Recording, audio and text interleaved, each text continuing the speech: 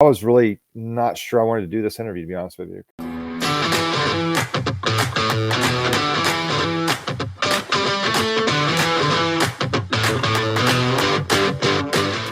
Welcome to the FarmHopLife podcast. I'm Matt. Today, my guest is Geoffrey Long of Long Story Farm in South Carolina. How's it going, Geoffrey?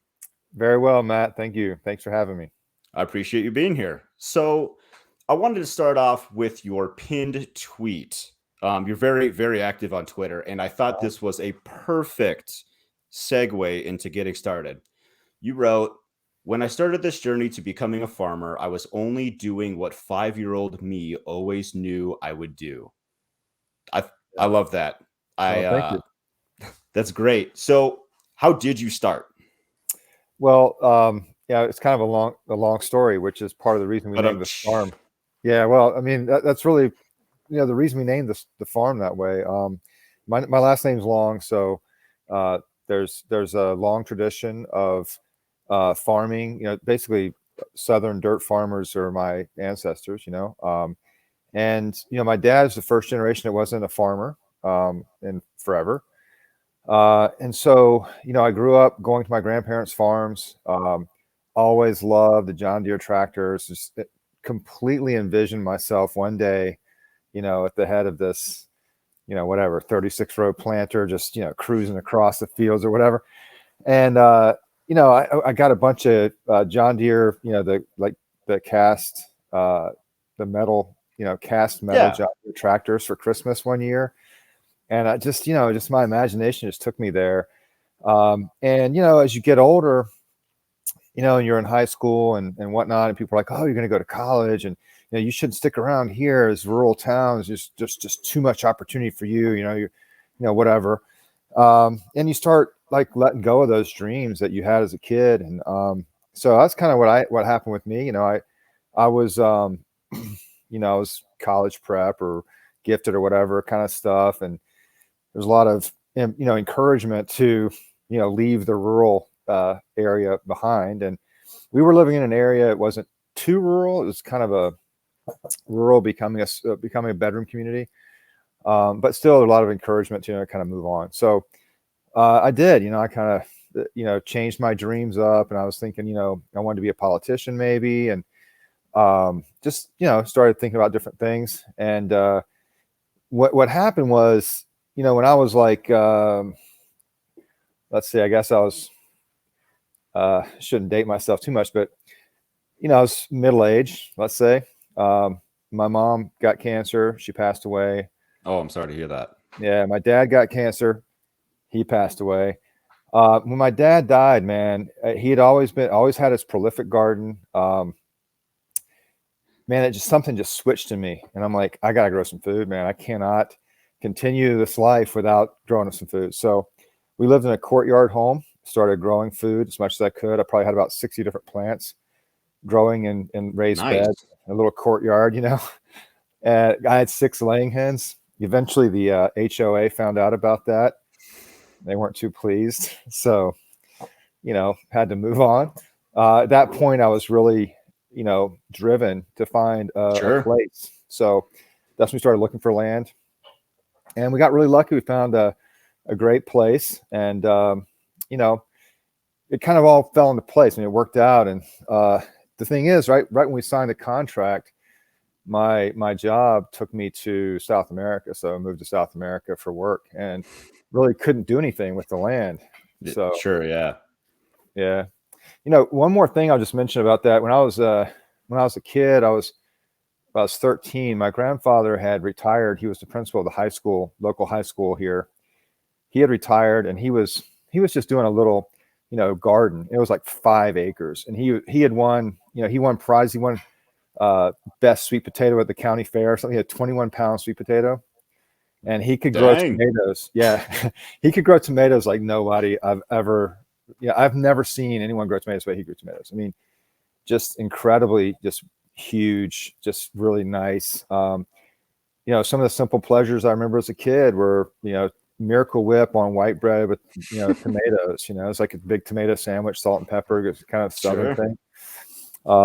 So, I worked with him one summer with that truck farm kind of thing that he was doing. And Loved it, man. Just really loved it. I was 13 and, listening to my grandfather tell stories about all kinds of stuff. You know, everything from being an educator during the civil rights movement, all the way up to, watching the things like the PIC program, big USDA program where it's paying farmers to leave fields fallow and things like that. Just an incredible experience listening to him talk about it. On my mother's side, my grandfather was a rural mail carrier, and he had about a 40-acre farm. They grew peaches and watermelons and things like that. So, every year we were canning peaches and all that, and just feels like coming home, So Nice. That's very cool. Side note about your grandpa's tomatoes. Did you save any of that seed, or is that gone? No, I mean he grew, pretty standard like hybrids. Okay. I didn't know if he Yeah. made his own or kept this, like this one always does the best or whatever. Not that I remember. I think he ordered from a catalog, and I remember, I want to say Better Boy or something like that. Okay. I could, if I looked them up, I could figure out what they were. But I did meet a guy here locally in the farmers market last year. I actually put this on Twitter. He's got seeds that were handed down from his family for 200 years. Whoa. And, I have been remiss in not getting with him sooner, but got to go touch base with him. He's offered to give us some seeds, so that's really awesome. excited about that. Yeah, those kind of connections, they always start so small like that, and then it just blooms into like something like you wouldn't even imagine. I mean, it's amazing. Just locally, we're trying to. We really want to be part of this community. My family's from here. We just want to be part of the community, and whatever that takes. I mean, if we just end up being homesteaders that go to the farmers market and it never does more than that, that's going to be, we're going to be part of the community one way or the other. I aspire to more, but who knows, but man, we've met so many people that are into this, that want good food, that want community. It's a great local downtown community, kind of, guys thinking about how are we going to grow our community and be, more self-sufficient as a community, trade with each other, help each other. So it's really cool. Great vibe. Definitely. Here. Yeah. So then after South America, how long until so when you got back from South America, yeah, how long has it been in that, from then until now? So we got back right at the end of 2016. And when I say at the end, I mean, we literally landed, I think December 22nd or something like that. I mean, it was, right before Christmas. I think we were in a residence inn for Christmas, just kind of getting acclimated, back in the States. And, so we had the land and we moved into an apartment, downtown, and, we would come out here and we, try to plant some trees and do a little gardening and stuff like that. And, we didn't really get serious about living out here until about 2 years ago. So, we had chickens a little before we moved out here. So we were getting active, we planted, the first thing we did was we planted about a 2.5, 3 acre kind of permaculture food forest garden kind of concept, all orchard spacing, about 40 or so different species. Did you design it? No, a friend of mine, his name is Matt Kipp. That's cool. Yeah, he designed it. He designed it, and then we were delayed in planting, and so he had laid everything out with flags and everything. By the time we went back, we finally got things figured out again. That it just fits and starts with me having a pretty demanding corporate job and everything. Yeah. By the time we got back to it, I think we kind of had to improvise a little bit, but we stayed pretty true to the basic principles. We have a kind of a canopy level along one edge because there's a little road there, like an old logging road that we use now as in part of the farm. On the other side of that, it's a bunch of sweet gums and oaks and stuff like that, deciduous hardwoods, generally. Yeah. And so we kept this canopy layer along the edge there, and then as it goes towards the south, it goes, layers go down. So the stories, on the south edge was a windrow, and right to the north side of that is where a lot of the berry plants are, things like that. So we had an idea of maybe putting a house over there. That didn't really work out. So it's kind of, we didn't really follow basic zone 0 type. That didn't work out because we didn't put the house there. But we do follow that from a point of view of like where our the center of our farm is kind of our zone. I guess you call it zone 1 maybe. But Yeah. anyway, it just kind of goes out from there. And the farm is a little ways from where we actually live now. But it's all on the same, on the property. It's just, it's about a 10-minute walk. 10-minute walk. I was going to ask, was there a house on the property when you bought it? No, it was pretty much raw land. Pretty much raw land. So it was about half deciduous hardwoods, half plantation pines, and we made a deal with the seller she would clear cut some of the pines. That would help her out on the money side. Oh, leave us some space to work. So cool. Yeah. So what kind of livestock do you have on your farm right now, and why'd you pick it? Yeah, well, so basically, just for some context, I still have a pretty demanding corporate job. Yeah.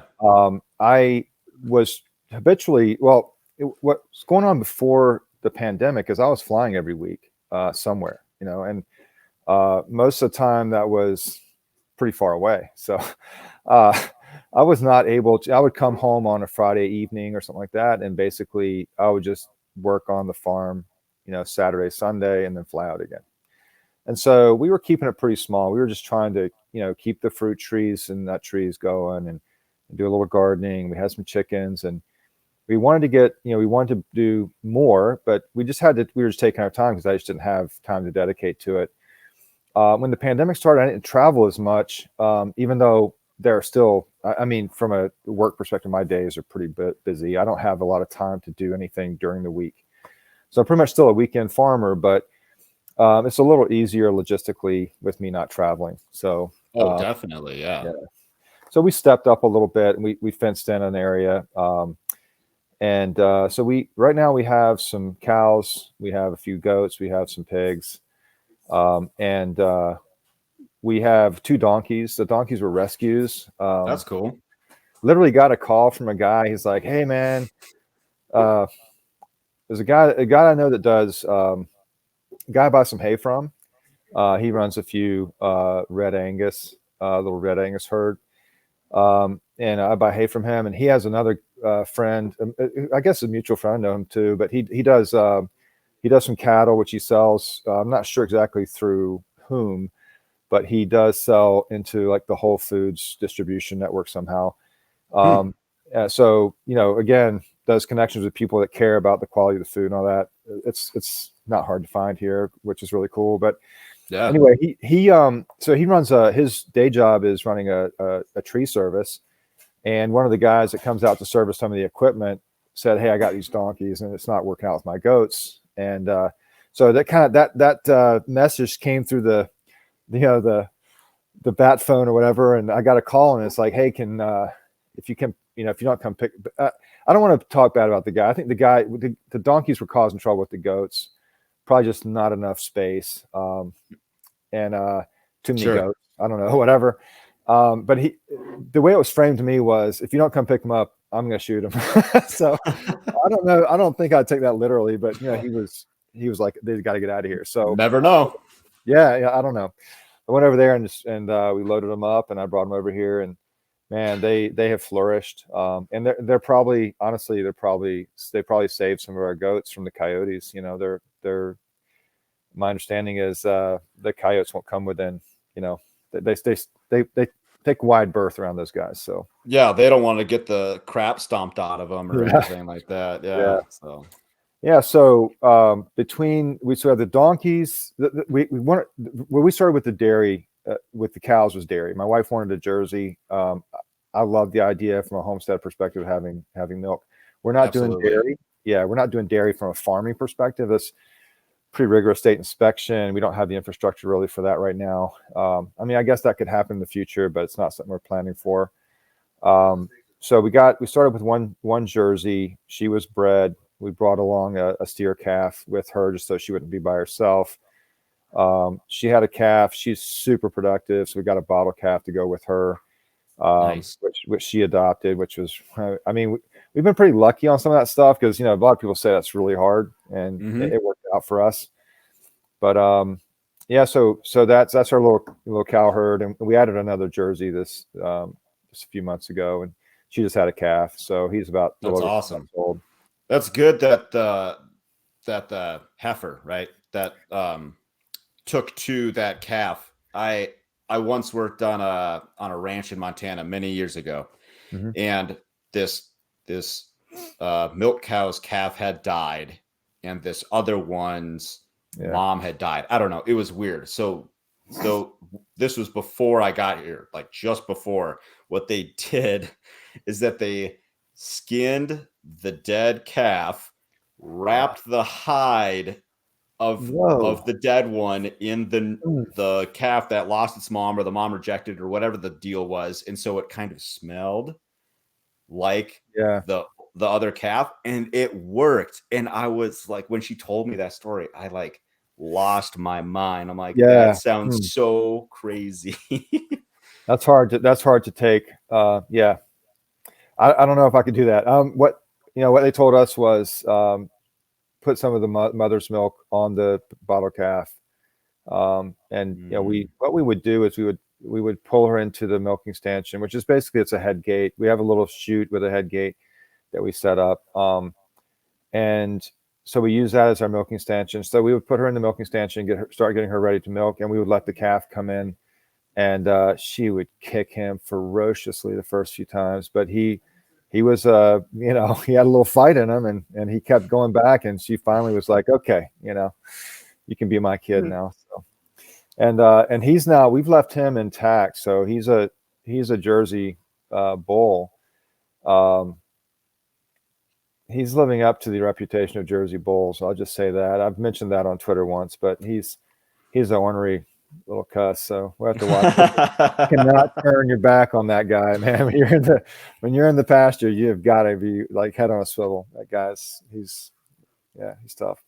Yeah, that same place. I was feeding them one day, and like that Jersey or whatever, she was the most productive, but man, she had an attitude, and like, I don't know if she like sensed something, like I was off one day or whatever. She like bucked her head, and her horns were tipped or whatever, and it caught me right below the eye and like broke the skin. I'm glad I didn't break my cheekbone. I mean, it was hard.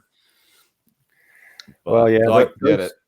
I think that the challenge we have is that with him being a bottle calf, he's really affectionate with us, and he doesn't know that he's pushing probably 700 pounds now, I'm guessing. But yeah, I don't know, 6 or 7 probably. And he, if he comes up to kind of nuzzle you like he would do when he was a baby calf, he can knock you on your butt. You gotta. Oh yeah, swinging that head around, and yeah. So you mentioned goats. Are they for meat or dairy? Well, so they're American pygmy. So it really, there's a lot of things we've done. This is, I mentioned to you some of the things you have to figure out what we're doing. That's a farm and what's the homestead. And the goats is one of those things that, I think with the dairy cows, we're getting some beef cows out of it. We've got the milk. The milk is a closed loop on our farm. We eat, or we consume whatever dairy products we need. We don't have to milk every day because of the bottle calf and stuff like that. Once we wean off the older calves, which is, we're due to do that. We should have. I mean, nature will take its course, but once we wean them, we would have a lot of milk, and we're giving that to the pigs and the chickens and whatever. When we have extra, we're feeding it to the other animals. So there's a closed loop there, a pretty clear relationship to what we're doing from a farming perspective, because we are selling chicken, ducks, eggs, and pork. The goats, not as clear cut. A pygmy, that breed, I mean, we can do a little bit of meat and milk. It's a good homestead breed. It's smaller. It's easy to manage, relatively speaking. I mean, they're goats. They can get out of whatever they want to get out of. But I think it really came down to, we saw a lady that her husband was, this is kind of where we're not great business people maybe with this farm, but a lady was like down on her luck, and her husband couldn't take care of him anymore, and she wanted the herd to stay together. So we stepped in and bought them from her. And I think we've been lucky. I mean, we've got some we've had several now I guess the second kidding since we got them. We sold some of those, more just like almost like breeding, just selling them to other homesteaders.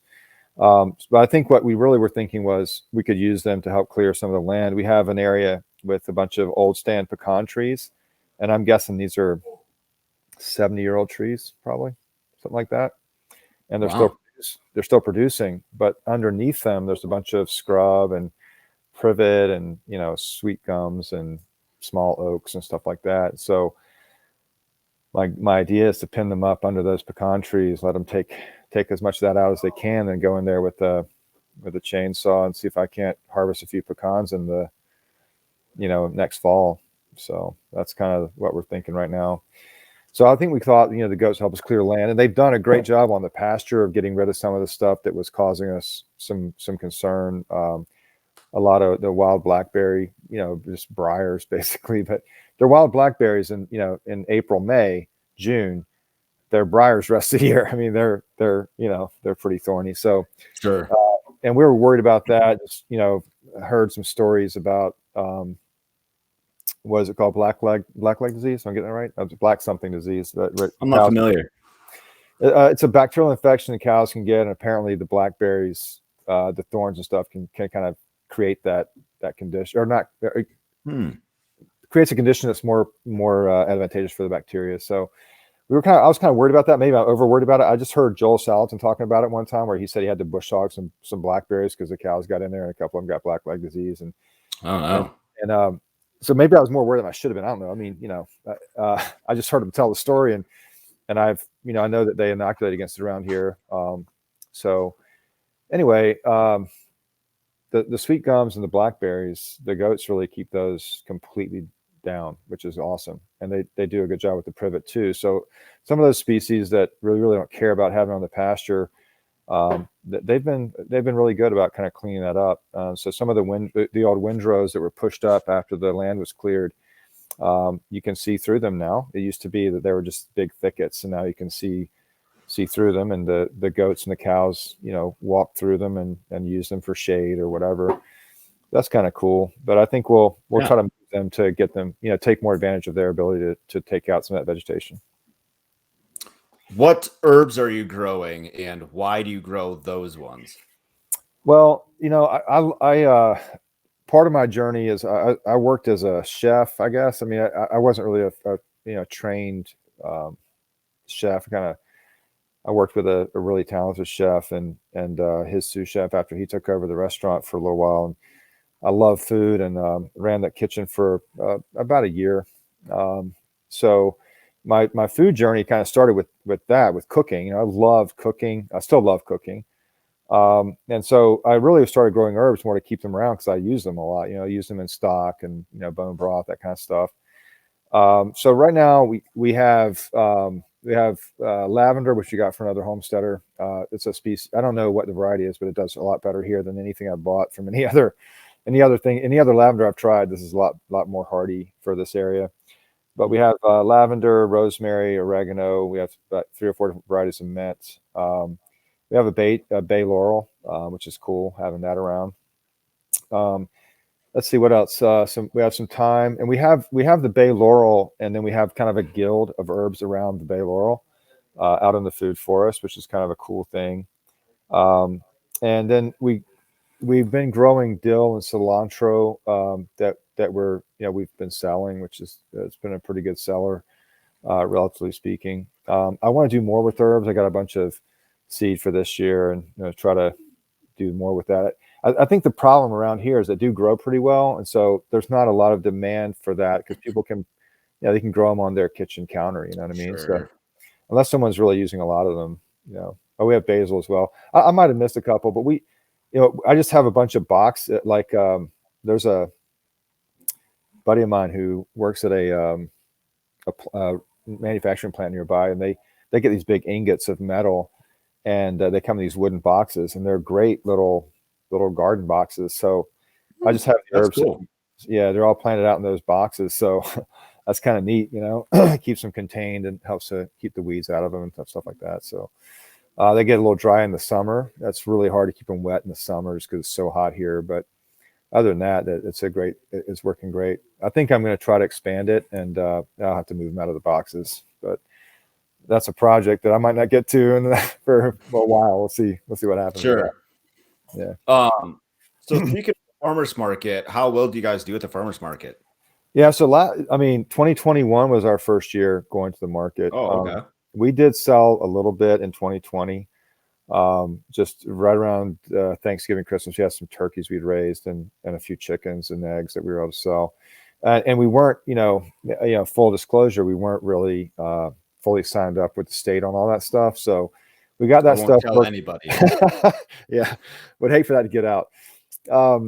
We got that worked out by the end of June. So we went to the farmers market, in July actually of 2021, and we did great. Our first day, it's a Saturday market. They do it pretty much every Saturday during the summer, and then one Saturday a month in the fall and through December. And I would say we averaged, dollar figure wise. I mean, it's when I say great. For us, for our first summer out, it felt great. We did about $300 a day on average. That's amazing. So, I mean, the year before you were making zero, so $300 is pretty dang good. Yeah, and a lot of local farmers we've spoken to, they've indicated that. Well, first of all, that market where we go, it's a little tiny market. I mean, tiny. Most of the farmers that go through there, they end up building up a clientele list, and they don't go back to the market. Sure. And I think we may be on that type of journey if we continue to grow our business. But the market's it's a cool place to meet people and to be part of the community. So it's working well for us in that regard as well.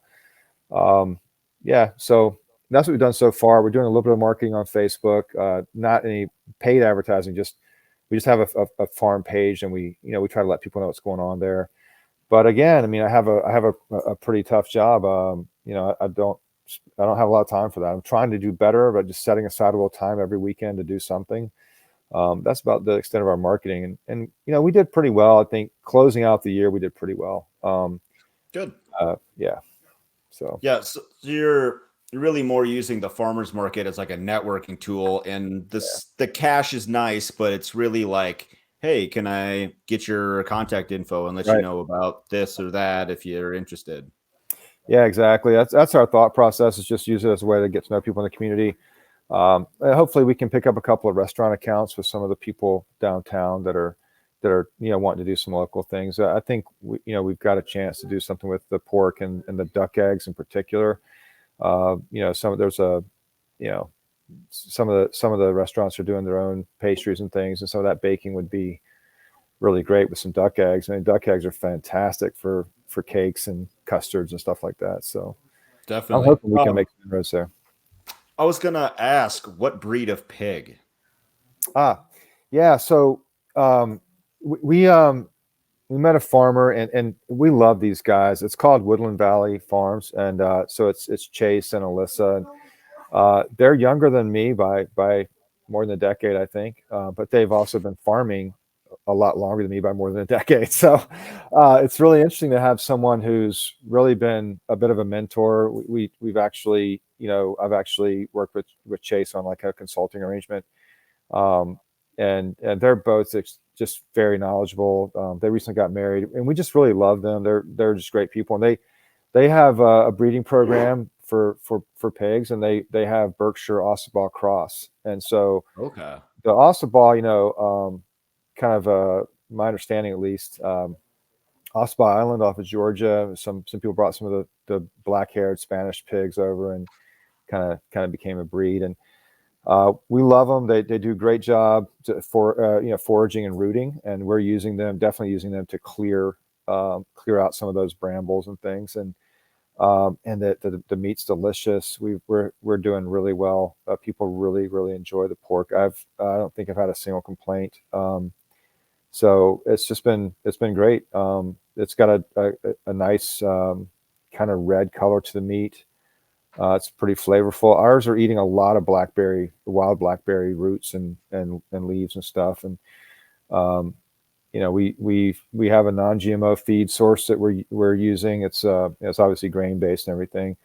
We'd like to do get them on a better rotation. They've been harder to manage than I think we expected from keeping them in and everything like that. But we're trying to get better at that and get bigger. I'd like to right now. I think we're on a pace to do about 24, 25 pigs a year, and that's including us eating probably a couple of those. But nice. I'd like to get up to about. I think we could sell. I think maybe a reasonable goal for 2022 would be maybe 40 or 50 pigs. I think that's what we're going to go for, something like that. That's very nice. What do they finish out at? I'm trying to get them up to around 300 pounds. Okay. It just depends. What I did the last batch, I got six piglets, and I took 3 early, so they were around 160, 180 on the hoof. And then the other 3 I'm going to take this week, and they're going to be 300-ish on the hoof. Wow. And that's a nice pork chop, man. It's really I nice. bet it is. Yeah. So what do you charge per pound for pork? Yeah, so we're probably a little underpriced right now. I'm trying to figure out the market. I'm not worried. I shouldn't say I'm not worried. I'm not pricing cost plus or cost basis. Really, I'm looking at the market and what I think I can get for them, and I'm trying to figure out, figure that part out. So I'm a little below what I probably should be charging. I'll just say that up front. But we're charging around $10 or $12 a pound for the main products that we're selling. So the bacon, smoked bacon, sausage, pork chops. Those are $12 on the high end, $10 on the low end, and then we have some of the other cuts we're doing like $8, $7.50, something like that, and we'll sell the hocks and the other stuff a little cheaper than that. So we offer all of it, and we have sold shanks and leaf fat and different things. Not as much demand for those things as I was hoping, but we are selling some of that at the market. Are your customers able to buy those individual cuts from you directly? Yeah, so the way I don't know how it works everywhere else, but in South Carolina, you have to have a meat. Let's see, it's a meat handler's license or a permit or something like that. I can't remember what it's called. So you get that from the state, and as long as you're using an inspected processor, that's fine, and you can do whatever you want with the cuts. So the processor, we can't butcher anything, of course, but we take ours to a USDA processor, and so we got sausage. We usually carry around 6 or 7 different flavors of sausage. We have smoked bacon, uncured smoked bacon, and everything else in cuts. And we'll do some loin roast, some ham roast, some half hams, whole hams, fresh sliced bellies, salted and fresh fat back.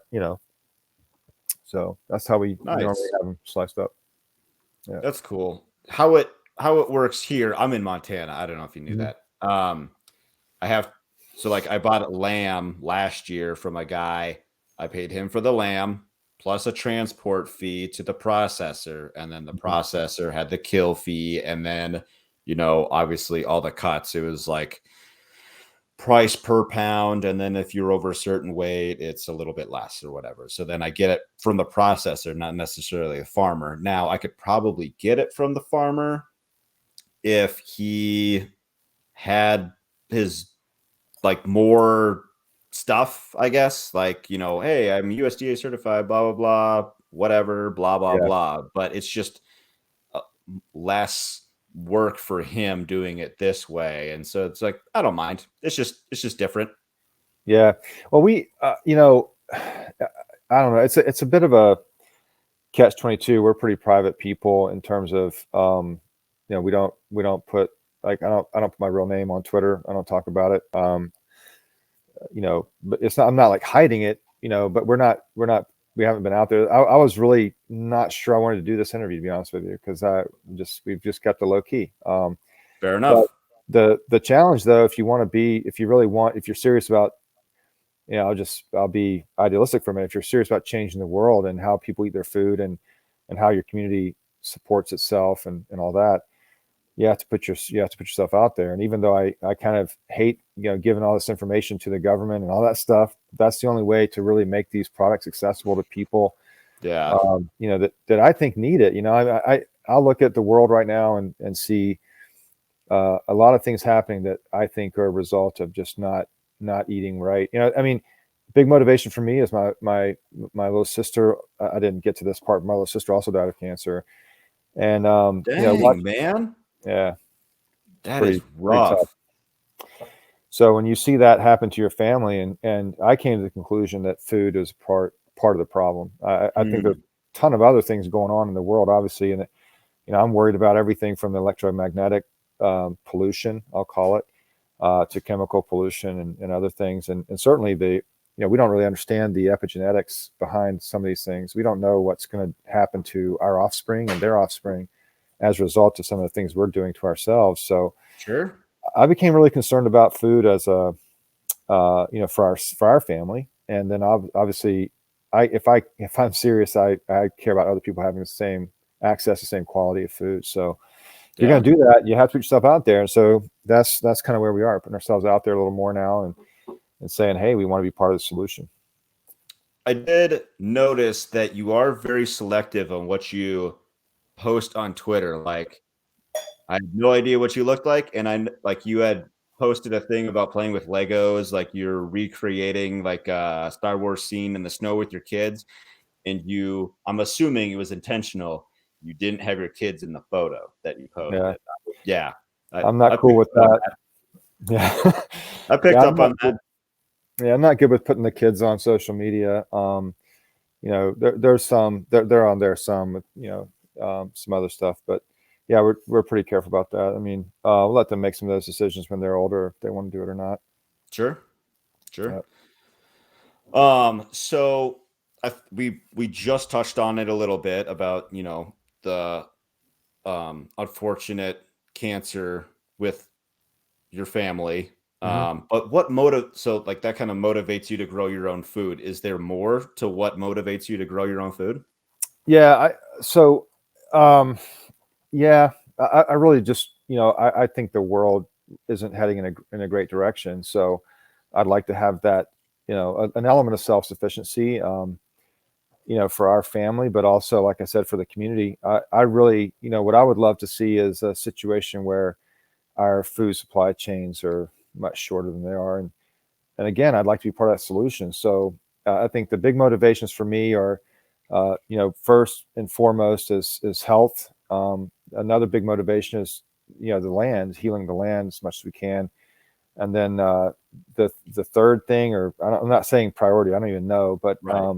you know, is that idea of the community, and just, why can't we provide for our own needs locally? Why can't we? Let's try. Maybe I can I can get hay from my guy, and I can get him some pork, and I can get maybe feed for another guy, and I can get grain from. I have a cousin who does row cropping on contour, not too far from here, and I get wheat straw from him. And I was talking about maybe, again, I mentioned this on Twitter the other day, but I was talking about, what if I source grain from my cousin, got a hammer mill, made my own feed for the pigs. And there was a guy on there who suggested using barley sprouting, I guess almost like a microgreen kind of sprouting system to Hmm. make fodder. So I would love to figure out a way to source all that stuff, here. I have to drive about an hour and a half to get non-GMO feed right now. Wow. I can only get it in bags, and I don't know if that's good or bad. I mean, there's certainly advantages, but you know, man, that's a lot. 50-pound bags. I'm not getting any younger. I don't know. I can't see myself hefting those 50-pound bags for another 10 or 15 years, which is what I would need to do to see this thing actually all the way through. So I'm not sure what Yeah. to do about One thing that we have in our area for it's Montana Poultry Growers Co-op, that. Hmm. and they partnered with a non-GMO organic seed company in like central Montana somewhere. I forget exactly Right. where. And so we buy it like collectively as like at a discounted rate. Like you go to the store down the street from me or whatever, and it's like $35 for a 40-pound bag. Whereas if Right. I get it through here, it's about $20 for a 50-pound bag. Right. And so I don't know if that's something that's available to you in your area, or maybe it needs to get started. I Yeah, don't know. I I know think so. you're not doing enough now, so you should Yeah. probably just. Well, yeah, I did run across some people on a Facebook group for like, local farmers, and there was some people saying, "Hey, we should do like a co-op," and I'm like, "Yeah, I would love to do that. I would love to like, ring up a farmer and say, "Hey, drop off 2 tractor trailer loads of, organic peas and whatever, and let's come up with a formula." And but again, I can't take that on right now. I mean, it's all I can do. Yeah. We, the thing is that I consider myself an honorable guy. I'm not gonna shortchange my employer. You know, my employer, we have a deal. I'm not gonna back down from that. Sure. I'm committed to the job, to getting the job done and doing it right and all that. And the position I have, it requires a pretty hefty time commitment, and that is what it is. I made that deal, and so I have to honor that. So I have to fit the stuff in around that in a way. That sometimes that means getting up at 5 in the morning and making a feed run or whatever, or maybe that means even taking a day off, taking a vacation day and going and being a farmer for a day. Sounds like a nice vacation. Yeah. So, we have to fit it in around that. And that's a big challenge. And it limits our growth. I mean, I think that if I ever got to a point where I felt like I wanted to commit 100% to the farm, I'm pretty sure we could grow it pretty quickly. I There's mean, yeah, really. I mean, you'd be running on all cylinders, right? I mean, Yeah, there's really like if you're looking at what you can get done, like look at what you've accomplished from mostly just the weekends. If you could do that 7 days a yeah, week, I mean, just boom to the yeah, moon. yeah. I mean, my part of the thing, we talked about. My wife and I agreed that we would start off as a homestead, and we would figure out what we liked and what we were good at. And whatever we liked and we were good at, we would head in that direction and see if we could make a business out of it. And we're really at the point where we figured out that ducks and pigs and garlic are pretty easy for us to grow here, and we like them. They're enjoyable. I mean, ducks are a mess. Pigs are a mess, but they're a good mess. It's and Sure. things like garlic are really not that susceptible to pest pressure the way that um, some of the other stuff can be. This is a great area to grow food. A lot of people, we go to the farmers market. We're not going to go sell tomatoes at the farmers market. Everybody has tomatoes. Everybody has squash and zucchini and sweet corn and peppers. Everybody has all that stuff. Green beans, that stuff. Any gardener here can grow that without too much trouble. I'm not even thinking about competing for that. Sure. Um, there was a guy that we're really good friends with in town who's doing a little microgreens farm. He calls it Renegade Acre. I think it's called.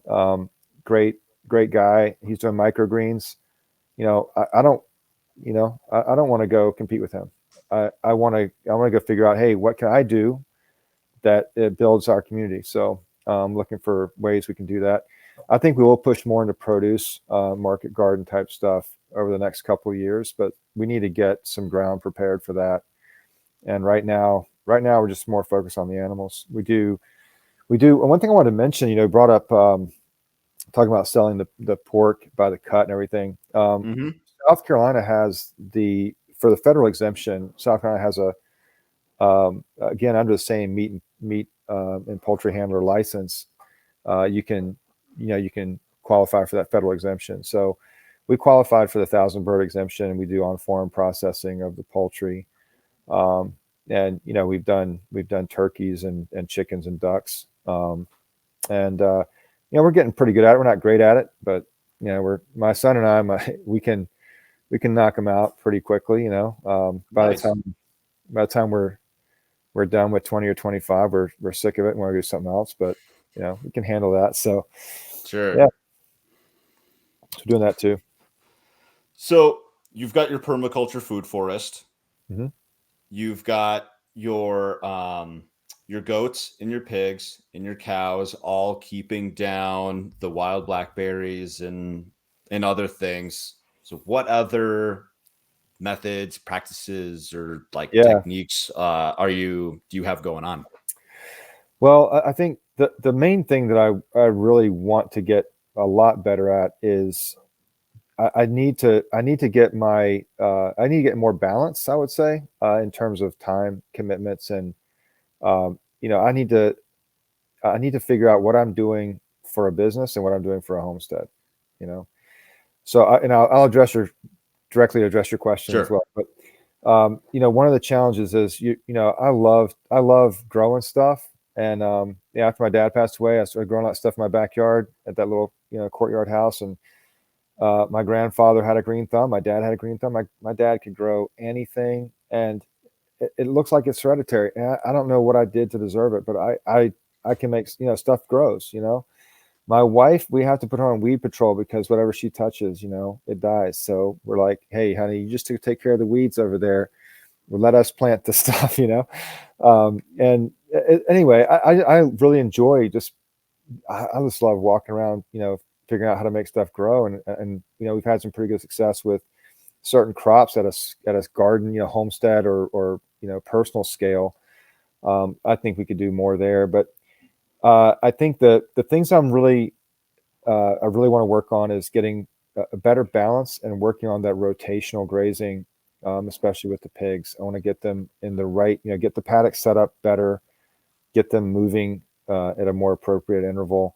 I mean, we left them a little longer where they've been on purpose, but I want to, you know, we're getting, as we push across where they are right now, we'll get to some old stand deciduous hardwoods, and I would love to have them get in an area for, you know, a week and a half, 2 weeks, and then move. And I think it would be just incredible for that area, for that forest. I'd like to. We're planting some trees. We're working on like a silvopasture kind of system.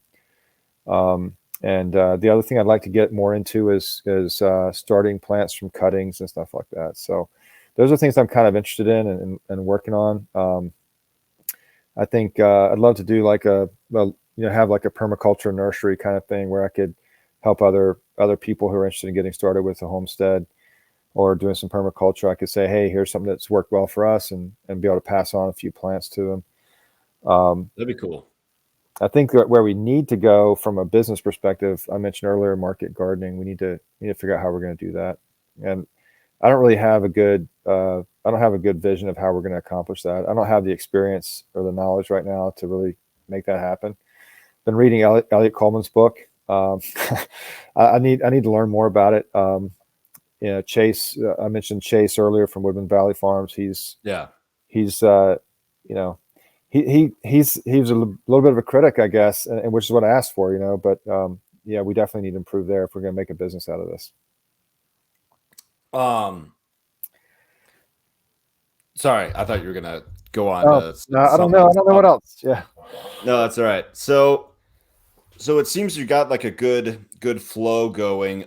You know, there's a lot that you want to improve on and whatnot. So what would you say that's working well? I mean, you know, the pigs are working well. I just would like to move them more, but they're working well. Sure. You know, the things that we've done really well. The other thing we have, I didn't mention, we have a 20 by 60 hoop house. Very nice. And yeah, and so that's another area where I got to figure out if I'm a homesteader or a farmer, right? Because that's a huge asset from a farming perspective in terms of like greens production and stuff like that. And the homesteader in me and the, you know, the aspiring horticulturist in me has filled it up with tropical citrus plants and bananas and stuff like that. So that's the kind of thing that, you know, if we're going to be, if we decide to get more serious about being farmers and really making a business out of it, we would need to either scale that back or relocate it to an area of the property that's more of a homestead and part of it, and really focus on getting that going for a you know, from a productive capacity kind of point of view. Sure. I have heard that you might be able to get a grant for a high Yeah. tunnel. Yeah. Okay. I didn't know if that was common knowledge or There was there was a time frame where I think up until like November 19th, they were taking applications, and I wasn't able to get anything in for that. But yeah, I'm aware of that program. I need to look into that, see if there's another deadline coming up. Sure. So then, what didn't work so well? The biggest issue we're having is predation, especially with the chickens. We were trying to do. I built these really cool mobile coops, and just really enjoyed that. It was cool watching the chickens, come out every morning and everything. And then we've got pretty good populations of pretty much every predator you can imagine here, and especially the pullets when they were, say when they were 7-8 weeks old, they would just disappear, just get carried off by ospreys or hawks or something like that. Raccoons, foxes. I haven't seen the coyotes kill a chicken yet, but I'm pretty sure we've lost at least a few animals to the coyotes as well. It was interesting when we moved here. You didn't hear them very, very much. You'd hear them, but they sounded really, really distant. Now you hear them, and they're on top of us. I mean, I know, yeah. And now my neighbor said that they kind of have, in his experience, they've rotated, so they'll come through here, and then they'll kind of migrate. So right now we're watching out for them. We lost a couple of goats a few weeks ago. We think that's what happened. So predation is probably the one thing that we have got to figure out how to manage. We're going to need to have livestock guardians, which we don't have except for the donkeys. And we're going to have to do more in terms of shelter and fencing. We've switched all the chickens into tractors. We're no longer using the mobile coops with the electric netting. That just isn't successful. And so that's been the biggest challenge and the biggest frustration. And it hurts my soul to see these animals get right. It's part of the cycle, the circle of life, but it's still, I feel like a failure as a farmer when I don't protect the animals adequately. Sure. I can totally understand that. Yeah. Did you follow a specific style or plan when doing the mobile coop? Nah, man, I kind of made it up as I went along. I just did a single pitch, it looks like a little single pitch shed, and Sure. I used what is that stuff called, T111 or something like that. I used that stuff, and the first one I built, it's solid, man. That thing you could roll that thing down a hill and it would just plop back up on its wheels and off you go. But a little bit heavy, but it was just easy for the kids to move. Was the thing. It could hold about 15 or 20 birds pretty comfortably. And sweet spot was right around 16 or 17 would be comfortable in there. And so we could move the netting and just roll the coop over to the next spot. And underneath their coop, what we did the first season, we did this. Every time we moved them, we would plant a little garden plot under where the coop had been. And we had beautiful like butternut squash and pumpkins. We would put the really heavy feeders like the cucurbits there, and they would just go crazy. It was pretty cool watching that process, but we just cannot protect them well enough right now. So we're going to have to figure out how to fix that. So you're saying that the predator problem is your biggest challenge by far? Yeah, easily. Yeah. Gotcha. So then what are your like goals for the farm? Are you still stuck in that lay awake at night? Am I a homesteader? Am I a farmer? Kind of like mentality. Where are you trying to take it? Well, like I mentioned before, I've got to maintain the right balance. I mean, I have to maintain my sanity first of all, right?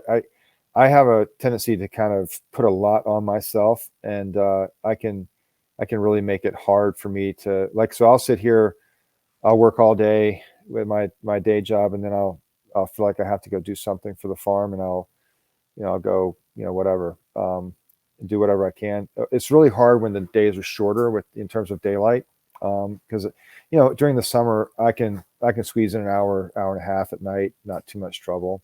I don't watch TV, so that's no big deal. I mean, it's relaxing for me. It actually energizes me to go do something like that outside and with the animals or with plants, whatever. That really energizes me. So it's a lot. A lot of people.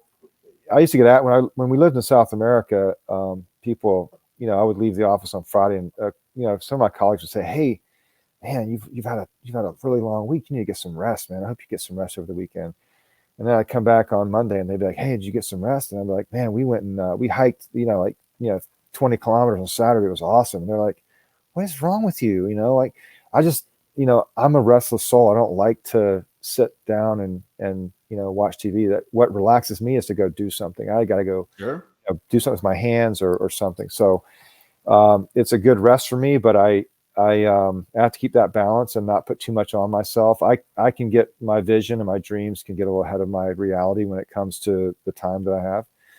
So I'm trying to be careful about that. But I mean, my ultimate goal is to retire and be a farmer. I don't know what the timing for that is right now, but I would love to have the opportunity to, make a go at this before I'm too old to really work it. So that's where I'd like to see it go. But I am in a bit of, I think not so much stuck between being a homesteader and a farmer. I'm more stuck between, am I going to commit to this as a source of revenue and profit, or am I going to continue to do this as a homesteader who has a little bit of cash on, like a side hustle and get a little bit of money on the side? That's really the conundrum right now, is solving that problem. What level of commitment we want to make to that. So then how do you define homestead versus a farm? Yeah. So this is the conversation I was having with with Chase, and I also had a similar conversation with Joel Salatin. I've been fortunate enough I've been able to tour his farm 3 times, and spoke with him a few times. Yeah, he's not too far. I can drive up there in 6 or 7 hours. So, but that's actually one of the things that switched my mind into doing this. Actually, is the first time I went up there, I was like, I'm listening, I'm watching, I'm like, I could totally do this. I could do this. It was right after my dad passed away, and I just started growing up stuff in my backyard, and I went and saw Joel Salatin's farm, and I thought, dude, I could do this. Like, not that it's easy, but I mean, I could do this. I'd be willing to work hard enough to do this. But anyway, touring his farm and everything, he talks about the hold-ons and the different enterprises on the farm and how you stack them. There's a Thriving Farmer podcast. Listen to Michael a little bit. He talks a little bit about how you stack the enterprises. I think that's something that we have to think through better. But when you talk about homesteading, I think, like this, my little citrus thing, that's kind of a hobby. It's not going to make me a lot of money unless I decide to start, a citrus nursery. But I'm in zone 8A. I could do it. I would be really, really stretching the limits of nature and energy usage to make that really work. You know what I mean?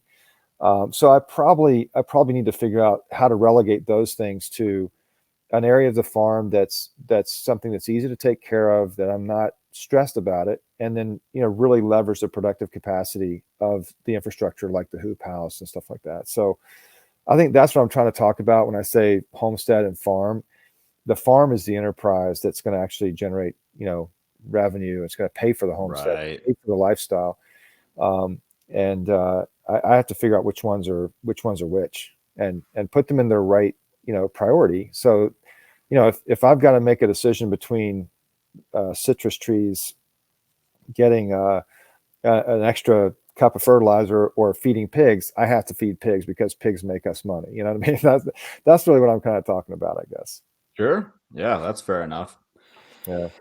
So with all that being said, what would you tell people that want to get started in homesteading or farming, I guess? Yeah, I mean, I think the most important thing is to start. I think the biggest challenge for me, we did. I'll just tell you a quick story. We did a solar. We run the farm basically on solar. We can't grow much beyond where we are right now on that solar system, but we've run the farm successfully since 2017. We installed the solar the first time. We've run our irrigation, all our water for the livestock. We're running our freezers. All of that's on solar. Wow, that's amazing. When I started doing the solar install, I jokingly say I didn't know what a volt was, right? I didn't know anything about electricity, but I just decided I wasn't gonna be afraid. I was just gonna go figure it out, and I got some people to tell me a few things here and there, and watched a bunch of videos on YouTube and,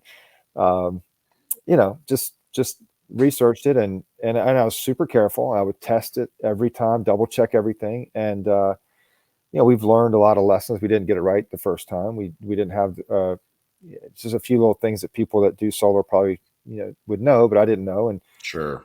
but that's the thing is like, just start, do something on your balcony. If you're in an apartment somewhere, do something on your balcony. If you're, if you're in the suburbs, or if you're in a courtyard, like I was, you're in a courtyard home, hey, throw up a raised bed and hide it from the HOA for a couple years, just start, do something. Or maybe go, at least be a customer, man, be a customer of a guy like me, who's just trying to figure it out, go say, hey, local farmer guy that dreams big and, was trying to hold down your corporate job and do this at the same time. I'd love to buy some of your pork chops. I think that'd be super appreciated. So I think just starting anywhere. I guess the biggest pitfalls that I think I've fallen into is going out there and getting and it's part of the same thing that makes me, I guess, impulsive enough to go try to build a solar system. But getting the animals before I had the shelter or the fencing ready, like doing some stuff like that where you're like, hey, let's get some ducks, and you're not ready.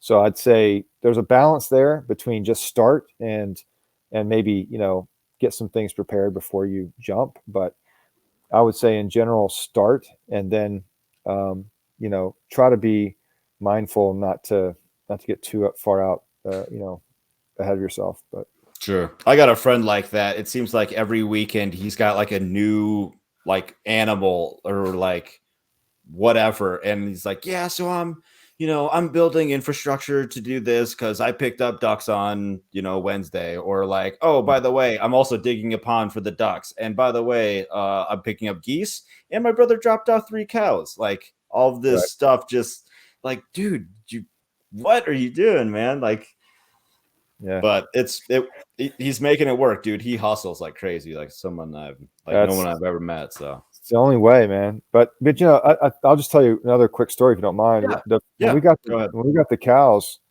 the cow, when we bought her, she was bred, the first Jersey we got, and there's a dairy was shutting down, and what I don't know, they aren't registered or anything. They but he said they were Jersey. They looked like jerseys, and she seemed like a pretty decent looking cow and all that, as well as we knew. We brought her home. We had the fence all set up. We had water, all that. We had some hay. She was good to go. Well, I called the vet and I said, hey, could you come do a pregnancy check? And the people at the vet's office were like, well, do you have like a chute or anything? I'm like, nah, don't. She goes, well, he's got one he can bring. I'm like, okay. I had no idea, So the vet shows up. He's like, what is this? You don't have anywhere to catch the cow. I can't just like run across a pasture trying to catch your cow to give her a pregnancy check. What is this? And so, I spent a couple of weeks, researching. I read Temple Grandin's book on how to handle livestock, or I can't remember what it's called, but and then we designed a little thing. We threw it up, and the next time the vet came, I'm like, yeah, here she is. She's in the chute. She's in the head gate, ready to be examined. He's like looking at me going, what's wrong with you, man? But I didn't know any better. Right. I started to know any better. I got educated. We had some unfortunate situations with the first try at bottle calves, and, it's an expensive lesson, but I figured that bill was basically tuition. We learned how to take care of a bottle calf that's struggling, and there's some hard knocks. I think that the one thing I'll say, I've been very fortunate because of my job. And one reason I protect my job and try to be, put that first to a certain degree is it does afford us the resources to make some mistakes along the way. Sure, you got a little bit of a financial buffer. Yeah. That never hurts to have, ever. No, it can be expensive. It can definitely be expensive. Yeah. So, well, awesome. Is there anything else that you wanted to mention? Did we forget anything or? No, I don't think so. Like I said, this is a big leap of faith for me to put myself out there like this. So I think that's probably pretty good. Yeah, for now. I appreciate you being here. Honestly, this has been great. So yeah, Do you want to plug anything specific? Just Twitter, or got anything? Yeah, I mean, I hope in a couple of weeks, or a month or so, we'll have some sort of website going. But right now, I do mostly it's Facebook and Twitter. We have a farm page on both. We have an Instagram. My wife does, and she puts very tastefully done photographs there because she's got a great eye for that stuff. But I talk on Twitter. I kind of talk about I think the ethos behind all of this. The idea of being just really rooted in your community and eating sustainably and taking care of the land and the animals. I think people find it a paradox that you can love and care for an animal and then take it to the slaughterhouse. And I make it a point. I make it a point of saying thank you to the animals, and we say a prayer before we slaughter the chickens, and we just feel like there's a spiritual connection with the animals there. And that's what I love. I love that feeling of connectedness to the physical, and yeah, it's beautiful. That's well said. Thanks. Very good. So yeah, follow fellow Geoffrey on Twitter at Long Story Farms. Yep. I think that's where he's most active, and you can follow FarmHopLife everywhere. And I appreciate you being with me today. Thank you. Yeah, thanks a lot, Matt. Enjoyed it. Hey everyone, thanks for watching. I'd love to hear from you. Please leave a comment below or send us an email, farmhoplife@gmail.com. Those are always great to read. Like and subscribe as well. But most important is sharing this video. We really appreciate it. You can check us out on all the social medias, Twitter, Instagram, TikTok, Float, MeWe, and Odyssey. FarmHop.life is where you can see stuff that we post on our social media pages and sign up for our email list so we can stay in touch. FarmHopLife.com is the main site where we will have lots of exclusive stuff that we don't share anywhere else and some merchandise to help us keep going. Additionally, you can listen to the podcast there and add it to your player of choice. Also, where you can sign up for our email list to let you know of new episodes, interviews, or big changes. Check it out. Thanks.